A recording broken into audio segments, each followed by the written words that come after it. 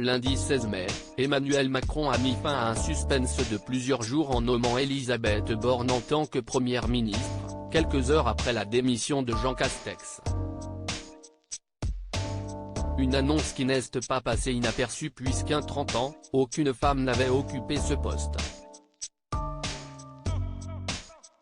Ce vendredi 20 mai, le remaniement a été évoqué et c'est Pape Ndiaye qui a été nommé ministre de l'Éducation nationale et de la jeunesse. Il remplace donc Jean-Michel Blanquer, qui occupait ce poste depuis mai 2017.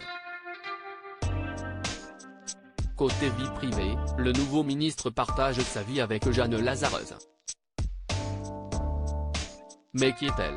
Jeanne Lazarus est une sociologue, chargée de recherche au Centre national de la recherche scientifique, CNRS, et membre du Centre de sociologie des organisations à Sciences Po.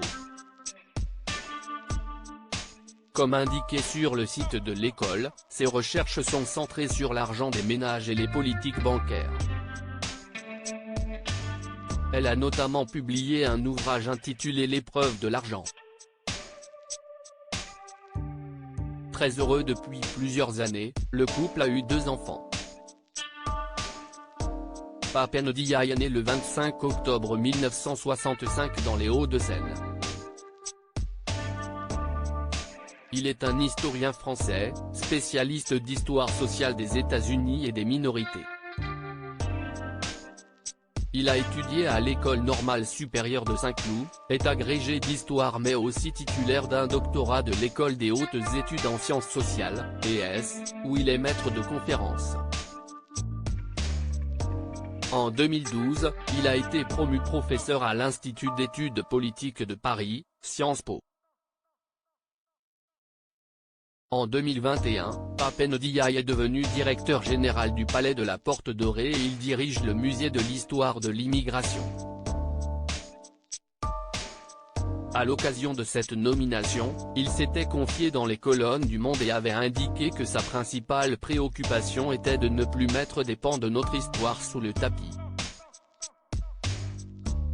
Plus récemment, dans une interview accordée à Ouest France, il a regretté que l'histoire migratoire ait été mise de côté en France avant d'ajouter « Les questions d'immigration n'ont pas leur place dans le récit national ».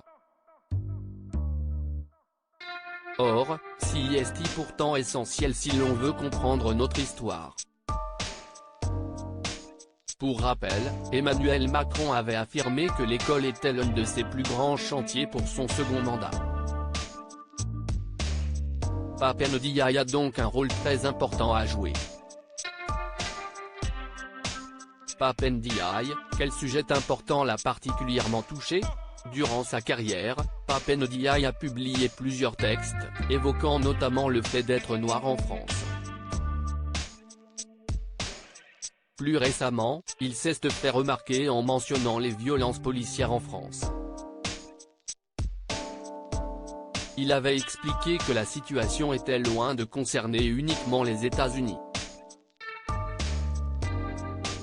En juin 2020, il déclarait, dans une interview accordée à France Inter, que l'attitude de déni en ce qui concerne les violences policières en France est tout à fait classique, et depuis longtemps, il y aurait des violences policières aux États-Unis, mais pas en France. Un sujet qui lui tient particulièrement à cœur. Loading Widget.